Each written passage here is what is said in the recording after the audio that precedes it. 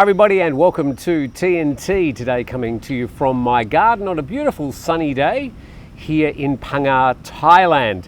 And this is Daisy. She's come to have a talk with us. So today we're talking about something a bit different. We're talking about prostate health. Now if you're over 45 or 50 and you're a man, it's something that you are, well, either going to be affected by directly, or you'll certainly have friends who are affected by this problem. Now, let's have a talk about it from a news point of view. And obviously, a couple of weeks ago, there was news coming out about the former president of the United States being diagnosed with aggressive prostate cancer. Now, for a lot of news organisations, the first port of call were headlines like the people should have known, it was a dereliction of duty, and how could he not have possibly known about this? When I heard the news, my first thought was, well, gee, I hope he's going to be okay. I hope his family's okay.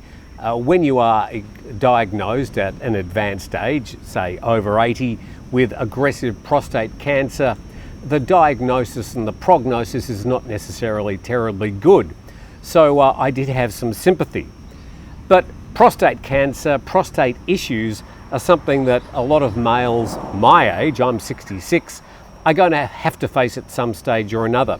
So I thought I'd just very quickly go through some of the issues. Now, I think with a lot of people who start getting up in the middle of the night, going to the toilet a lot more often, not getting a full night's sleep, tend to just sort of say, oh, I'm getting older and everything's okay, it'll pass. Well, usually the symptoms don't pass, they don't get any better. In fact, they'll probably get worse. In many cases, it's nothing to worry about. But rather than just letting it slide like a lot of us guys do, we do need to just get a few things checked out from time to time. Some of them not particularly pleasant, but things that we need to do anyway. So the most common issue when it comes to prostates is the onset of benign prostate hyperplasia or benign prostate enlargement. And if you're over 50, there's a 50% chance that you're already heading in that direction. If you're over the age of 80, you've got a 90% or more chance of having this. In most cases, there's nothing to worry about. It's just a natural part of getting older, but it will affect your lifestyle, usually in the form of, well, just having to get up more often at night to urinate. So I should also mention, of course, that I'm not a medical doctor, but this information is freely available on the internet, and there are some parts of it that are a bit controversial. I'll mention those when I get to them, but at the end of the day, it comes down to you. I'm just giving you a bit of a kick, a bit of a reminder that if you're over 45 or 50, you probably need to have a think about these issues. Now, just because you've got BPE, benign prostate enlargement, doesn't necessarily mean that you're going to get prostate cancer. They are completely independent issues, and one doesn't lead to the other. And there's only three main ways that they can check at the moment. One is with a digital examination, and the second is with a blood test, a PSA, which checks for a particular antigen.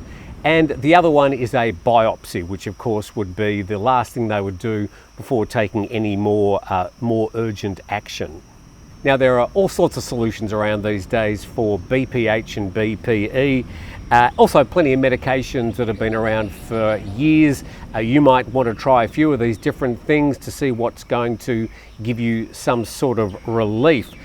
Of course, the very, very best thing that you can do is maintain a healthy lifestyle. I mean, you've heard this 1,000 times before, but keeping your weight down, doing some regular exercise, making sure you've got fruit and vegetables in your diet every day, reduce the amount of cigarettes and alcohol. I know you've heard it all before, I'm not lecturing you, I'm just saying if you do try and maintain a healthy lifestyle, it's certainly going to make any diagnosis related to your prostate a lot easier to handle, and you'll be fitter to cope with it. Are you going to sit down or are you going to hang around? Sit. Speaking in English to a Thai dog. You're going to hang around or are you going somewhere else? Daisy will do. You can see she had her surgery there. Pretty much healed up. Happy, healthy dog. Very lucky indeed. Hi everybody, this is Tham Luang Beach and it's only 35 minutes north of Phuket International Airport. An absolutely spectacular beach, the longest beach in Thailand. If you're looking for a rest, if you're looking for a bit of relaxation, I'd like to invite you to come here. You can check out our beach houses at beachhousethailand.com. So of course the bottom line here is early detection, both for things like prostate cancer, which is a remote possibility, but it is a possibility, or just things like getting some relief from benign prostate enlargement, which is going to make you get up more frequently at night. And there are solutions, so you don't have to put up with it. There are solutions. So if you're 45 and you're getting up frequently at night, you probably need to pop down to the doctor, maybe have a check once a year. Certainly once you're over 50, they're saying that you should be getting your prostate checked at least once every 1 or 2 years. Once you're over 60, they're recommending at least once a year. All these things are in your hands. Now, something like a digital examination may seem unpleasant or embarrassing for some people. I get it. But be assured your doctor has seen it all before, and thousands of times. He's heard the joke about maybe he should be giving me chocolates and flowers before he does the examination, or maybe we should go on a date. He's heard all those jokes 1,000 times before. Just get it over and done with, and it just gives you that extra reassurance that things are okay. And if they're not okay, then at least you can do something about it. Not doing something about it is the worst decision. So in my own case, I've been getting a digital examination about once a year since I was 60 years old. I am getting up a few times each night. I've spoken to my doctor about minor surgeries and also medication. I'm sort of holding off at the moment because I don't really like taking medications unless I have to. But it looks like in the next couple of years I'm probably going to be trying some of the medications that are available and just see how I go. Now, taking medications or getting surgery is probably going to have some sort of side effects, and you need to speak to your doctor to be fully informed before you start taking anything orally or having some sort of surgery. So if you are a man and you're over the age of 60, the most common form of cancer is prostate cancer. Early detection is the key. So the very, very best thing you can do is to go to your doctor, have an examination, and just put it in your calendar, if you're over the age of 45 or 50, to go and get that examination once a year. Here in Thailand, you can go to a public hospital and it's probably going to cost you a couple of $100.